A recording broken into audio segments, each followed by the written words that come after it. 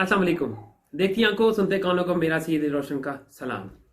L1 Musk, क्या आप जानते हैं एल्वन मस्क कौन है? अगर आप नहीं जानते तो मैं समझूंगा कि आप इस दुनिया के वासी हैं ही नहीं, क्योंकि अगर आज के आइंस्टाइन को आप, हाँ हाँ, आप नहीं जानते तो आप इस दुनिया में रहते नहीं हैं। एल्वन मस्क आज का आइंस्टाइन, जिंदा आइंस्टाइन कहा जाए तो ये गलत नहीं होगा। इसकी कंप्लीट इंफॉर्मेशन देने के लिए इस वीडियो का आगाज करते हैं, लेकिन उससे पहले आप जो ये वीडियो देख रहे हैं, अगर आपने हमारे चैनल को अभी तक सब्सक्राइब नहीं किया तो बराए मेहरबानी हमारे इस चैनल को सब्सक्राइब कर दीजिए। साथ ही बने हुए घंटी के बटन को हल्का सा टच कर दीजिए ताकि हमारी आने वाली तमाम इंफॉर्मेशनल वीडियोस आप तक बर वक्त पहुंच सकें। तो चलिए अपनी वीडियो का आगाज करते हैं।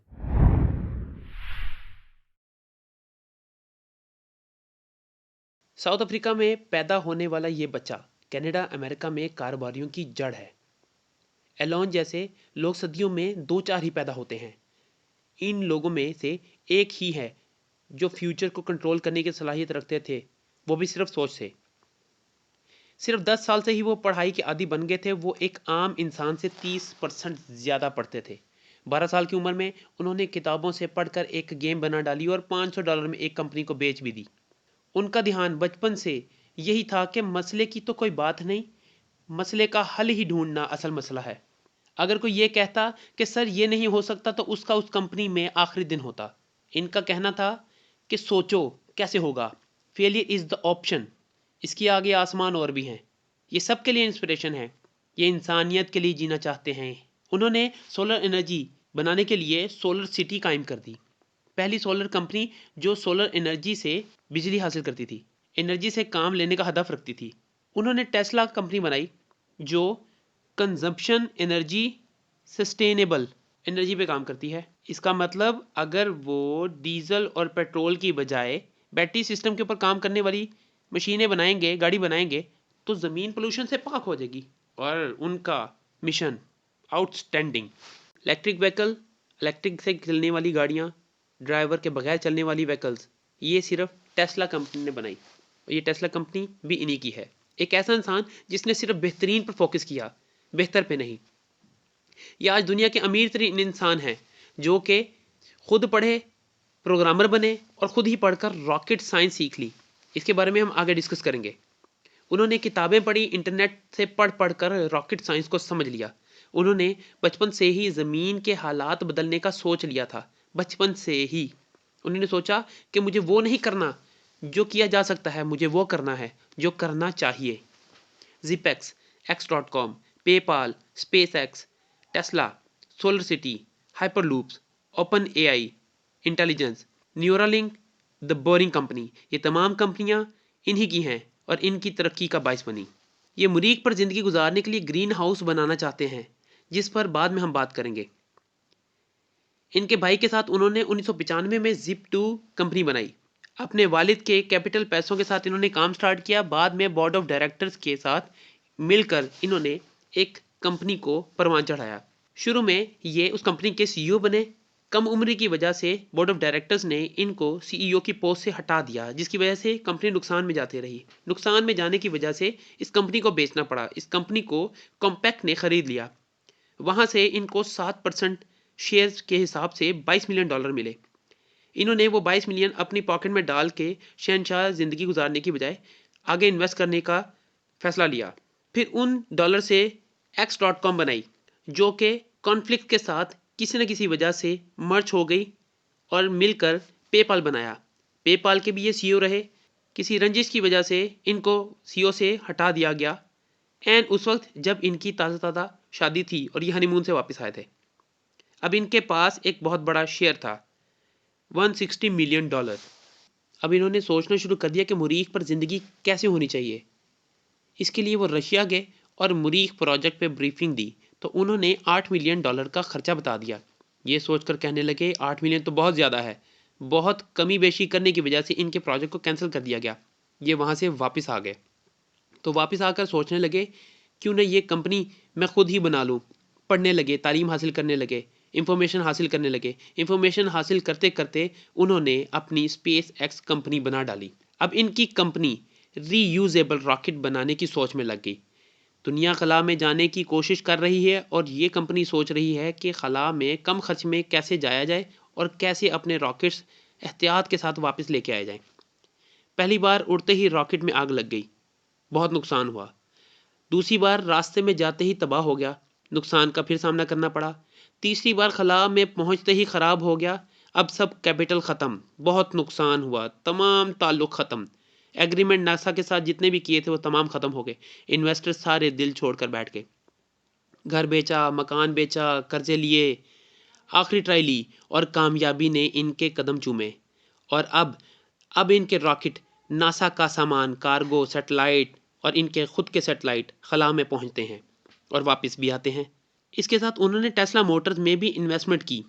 इनके बहुत ज़्यादा ध्यान की वजह से और काम की वजह से इस कंपनी के सीईओ बन गए। सीईओ बनते ही उन्होंने बैटरी व्हीकल्स बनाने की तरफ सोच गामजन कर दी। पूरी टीम बैटरी मोटर्स बनाने के चक्कर में लग गई। बहुत मेहनत करने के बाद उन्होंने पहली गाड़ी बनाई जो $1,09,000 की बनी। ये आम गाड़ियों की निस्बत बहुत ज़्यादा कॉस्ट थी। दोबारा ट्राई की, 3 दफ़ा ट्राई करने के बाद भी उसका रेट कम होते होते चौथी मरतबा में उन्होंने जो गाड़ी तैयार की वो आम गाड़ी की कीमत के ऐन मुताबिक थी। ये वो बंदा है जो फेलियर के साथ खेलता रहा एक अच्छी कामयाबी के लिए। SpaceX, X.com, PayPal, Tesla, इन तमाम चीज़ों से, इन तमाम कंपनियों से उसने कुछ सीखा कि नाकामी एक रास्ता है कामयाबी का। नाकामी को बेहतर तरीके से करने का मतलब है बेहतरीन कामयाबी हासिल करना। इंसान अपने तजर्बों से सीखता है कुछ बेहतरीन और बुलंद करने के लिए। अगर इंसान कुछ करेगा नहीं तो बुलंदी पर कैसे पहुंच सकेगा। एलोन मस्क के पास दुनिया के अमीर तरीन शख्स होने का खिताब आज है। ये उन्होंने एकदम नहीं हासिल किया। उन्होंने वक्त के साथ साथ अपनी मुश्किलात के बावजूद नाकामियों को बर्दाश्त करते हुए और कामयाबी का रास्ता ढूंढते हुए बनाया है। एलन मस्क ने इंसानी ज़िंदगी को बेहतर बनाने के लिए बेशुमार काम किए हैं, जिन्होंने अपनी ज़िंदगी ही इंसानियत के लिए वक्फ कर दी है और अपनी बेहतरी को इंसानियत की बेहतरी ख्याल करते हैं। इन्होंने हेल्थ, एनर्जी, ट्रांसपोर्टेशन, कम्युनिकेशन और इंटेलिजेंसी में बहुत काम किया। उनके काम दर्ज झैल हैं। उन्होंने हेल्थ के मुताबिक एक ऐसी चिप बनाई है जिसको इंसानी जिस्म में पेवस्त कर दिया जाए तो इंसानी जिस्म के हार्ट बीट, बीमारियां और हर तरह की डिजीज़ का जायज़ा लिया जा सकता है और बीमारी आने से पहले उसका इलाज किया जा सकता है। एनर्जी, उनकी कंपनी सोलर सिटी ने पहली बार सूरज की तवानाई के साथ बिजली बनाने का काम स्टार्ट किया। उनकी कंपनी सोलर टाइल बनाती है कि अगर आपके घर की छतें वैसे भी तो खाली पड़ी हैं, अगर उसकी जगह पर सोलर टाइल ली जाए, आप लोगों ने टाइल भी तो लेनी है, सोलर टाइल अगर लगाई जाए तो आपके घर की बिजली भी फ्री हो जाएगी। दूसरे नंबर पे इन्होंने सोलर के बाद एक ऐसी कंपनी बनाई है जिसका नाम गीगा फैक्ट्री रखा।